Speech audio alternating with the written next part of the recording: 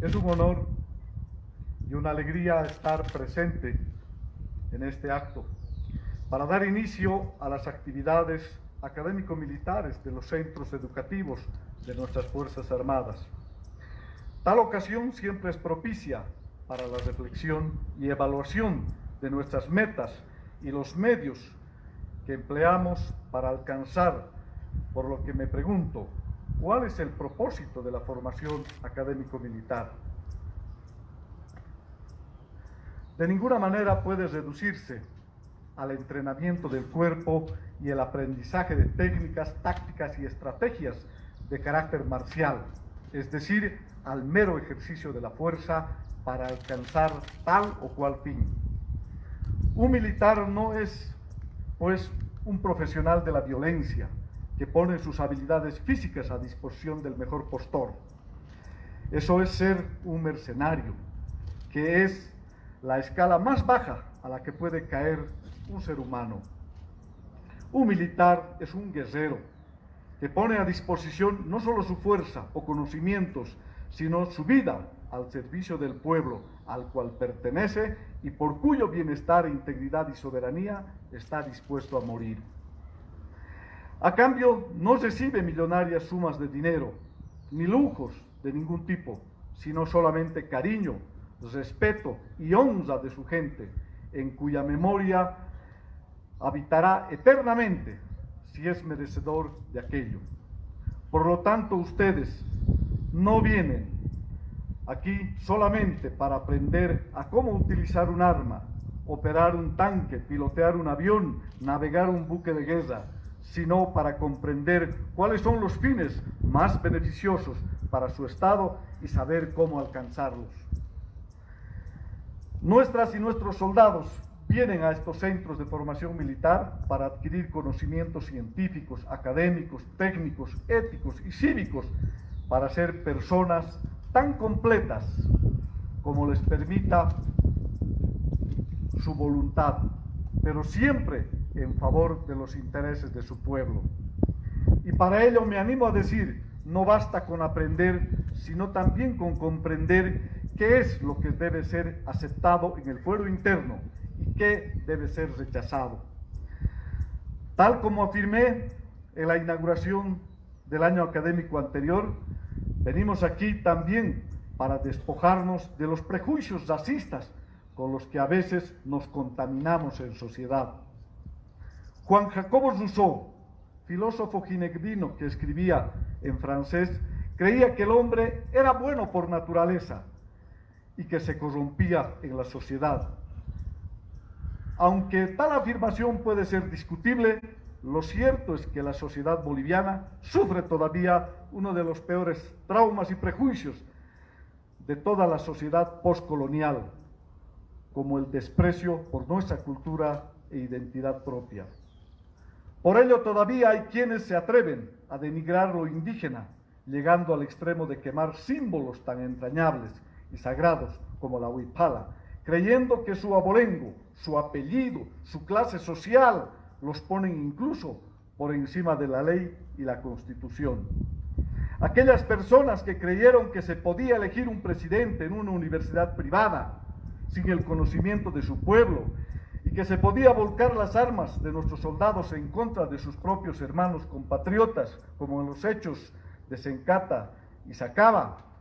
hoy enfrentan ante la justicia las consecuencias por sus acciones.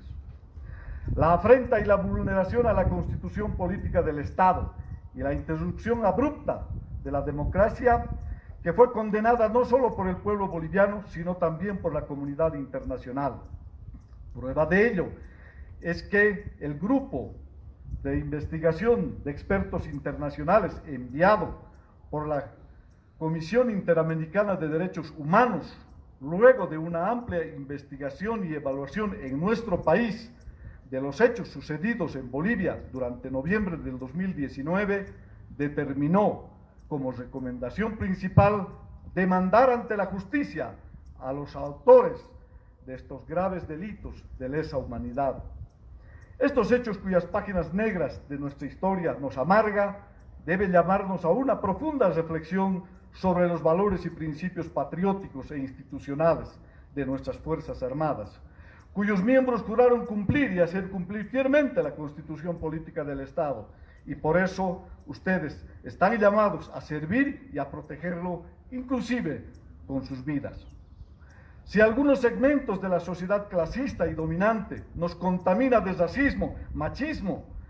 e inclinaciones propias de la élite antipatria, nuestros centros de educación militar deben restaurar la pureza de nuestras almas, enseñándonos más bien a amar a nuestro pueblo, a su riqueza cultural y a sentirse orgullosos de su origen y su identidad.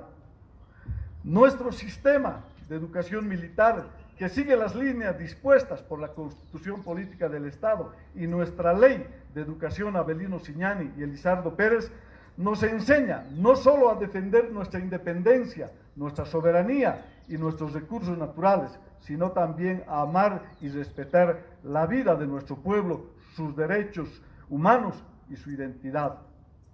Poco a poco vamos dejando atrás aquellos días de luto y de dolor, cuando se pretendió instrumentalizar a nuestras Fuerzas Armadas para fines oscuros de grupos cuyos intereses están ligados a intereses extranjeros que pretenden apoderarse de nuestros recursos naturales. Pero gracias a la madurez y a la valentía del pueblo boliviano, que supo resistir al gobierno de facto y una pandemia global, recuperó la dignidad de nuestra patria con la fuerza de su voto. Para evitar que tal calamidad se vuelva a repetir, la educación militar debe elevar todavía más nuestros espíritus para liberar las mentes de las y los soldados, pues tal como lo dijo el maestro, el libertador Simón Bolívar, la ignorancia es la causa de todos los males que el hombre hace y hace a otros. Por cada uno de los contenidos históricos reflexivos que hago mención, quiero pedirles, como un compatriota más que lucha desde los sectores indígena, obrero y popular, que investiguen profundamente y conozcan los grandes ideales de dos de los más grandes presidentes que fueron militares y mártires, que cultivaron una alta sensibilidad humana en favor de los más pobres y más humildes de nuestro país y por cuya causa entregaron sus vidas. Me refiero con gran orgullo al coronel Gualberto Villarroel López y al teniente coronel Germán Buch Becerra, que fueron héroes de la Guerra del Chaco, contribuyeron además a las grandes transformaciones estructurales del viejo Estado republicano liberal e implementaron importantes políticas de reivindicación de sus derechos en favor de las grandes mayorías populares de obreros y de indígenas de nuestro país. En mérito a estos notables e ilustres personajes, el Colegio Militar de Ejército y el Colegio Militar de Aviación, respectivamente, llevan sus nombres. Con alegría y lleno de fervor cívico y patriótico, pido a Dios y a la Pachamama que el ejemplo del coronel Gualberto Villarroel y el teniente coronel Germán Buch Becerra sea la fuente de su inspiración para que el esfuerzo y las aspiraciones de superación llene de éxito su carrera. Con estas palabras, tengo el honor de dar por inaugurado el año académico militar 2023, seguros de que a la conclusión de esta gestión serán personas no solo diferentes, sino cualitativamente mejores en el alma y en el espíritu militar patriótico. Muchísimas gracias.